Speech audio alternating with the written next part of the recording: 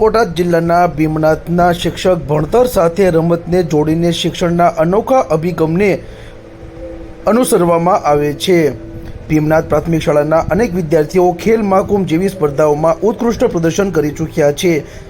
શિક્ષક અમૃતભાઈ સલાટે જણાવ્યું હતું કે ભીમનાથ પ્રાથમિક શાળામાં આવ્યા પછી વિદ્યાર્થીઓને રમતગમત દ્વારા શિક્ષણ પર વિશેષ પ્રાધાન્ય આપવા પ્રેરિત કરવામાં આવે છે। બાળકોનો સર્વાંગી વિકાસ રમતો અને વિવિધ પ્રવૃત્તિઓ દ્વારા થાય છે, તેથી રમતોને શિક્ષણ સાથે સાંકળીને બાળકોને અત્યારના આ મોબાઈલના વળગણથી દૂર રાખવા માટેનો એક અનોખો પ્રયાસ કરવામાં આવે છે। રમતો દ્વારા બાળકોને શિક્ષણ આપવાનું ચાલુ કર્યું હતું ત્યારથી ભીમનાથ પ્રાથમિક શાળાનું નામ છેલ્લા 5 ખેલ મહાકુંભ દરમિયાન તાલુકા કક્ષાએ અગ્રીમ 3માં છે, તેમજ 75,000 જેટલું રોકડ ઇનામ ભીમનાથ પ્રાથમિક શાળાને પ્રાપ્ત થયું હતું। વધુમાં તેમણે જણાવ્યું કે ઇનોવેશન રાજ્ય કક્ષાએ પસંદગી પામ્યું હતું। આ ઉપરાંત રિસર્ચ પેપર, ક્રિયાત્મક સંશોધન અને યોગ સહિતની પ્રવૃત્તિઓમાં તેઓ કાર્ય કરે છે। બાળકોનું મગજ વિવિધ પ્રવૃત્તિઓમાં ક્રિએટિવ બને, કોઈ એક ક્ષેત્રમાં સીમિત ન રહી જાય તે માટે નવીનતમ TLM નિર્માણ અને રમતો દ્વારા બાળકોને શિક્ષણ આપવામાં સતત પ્રયાસો કરવામાં આવી રહ્યા છે, તેમજ બાળકોના સર્વાંગી અને નૈતિક વિકાસ માટે તમામ પ્રયત્નો કરવામાં આવી રહ્યા છે। શ્રી ભીમનાથ પ્રાથમિક શાળામાં ધોરણ 7માં અભ્યાસ કરતી વિદ્યાર્થીની વાવડિયા દ્રષ્ટિએ જણાવ્યું કે અમારા શિક્ષક અમને ગમત સાથે જ્ઞાન પીરસે છે। સમગ્ર તાલુકામાં અમારી શાળાનું નામ રમતગમતમાં ટોપ 3માં છે। અમારા શિક્ષક અને દેશ દુનિયાનું જ્ઞાન આપે છે। સૌથી સરળ પદ્ધતિમાં રમતા રમતા શીખવવાની પદ્ધતિથી અમને ભણવામાં ખૂબ આનંદ આવે છે। આ ઉપરાંત ચેસની રમતમાં મને જિલ્લા કક્ષા સુધી રમવાનો મોકો પણ મળ્યો છે।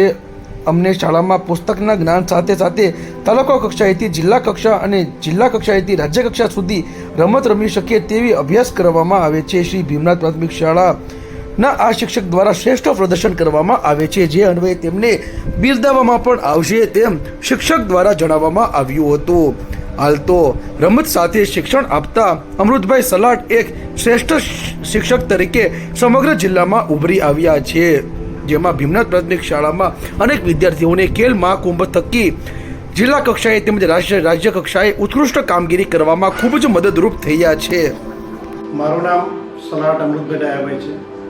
હું છેલ્લા 2017થી ભીમનાથ પ્રાથમિક શાળામાં શિક્ષક તરીકે ફરજ બજાવું છું અને શિક્ષક તરીકે બોટાદ જિલ્લામાં છેલ્લા 23 વર્ષથી શિક્ષક તરીકે કાર્ય કરું છું।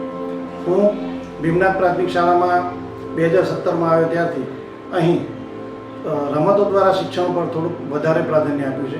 એના કારણે બાળકો જે અત્યારના મોબાઈલના યુગમાં જે મોબાઈલથી દૂર રહેતા નથી, તે બાળકોને જો રમતા રમતા ભણાવવામાં આવે તે બાળકોનો જે મોબાઈલથી દૂર રહેશે અને ખૂબ જ સારી રીતે રમતા રમતા અને જે સર્વાંગી વિકાસ બાળકોનો કરવાનો હોય કે ભાઈ શારીરિક માનસિક, તો એ રમતો દ્વારા થાય છે। એટલે મેં રમતોને શિક્ષણ સાથે સાંકળીને અને રમતો દ્વારા શિક્ષણ આપવાનું શરૂ કર્યું।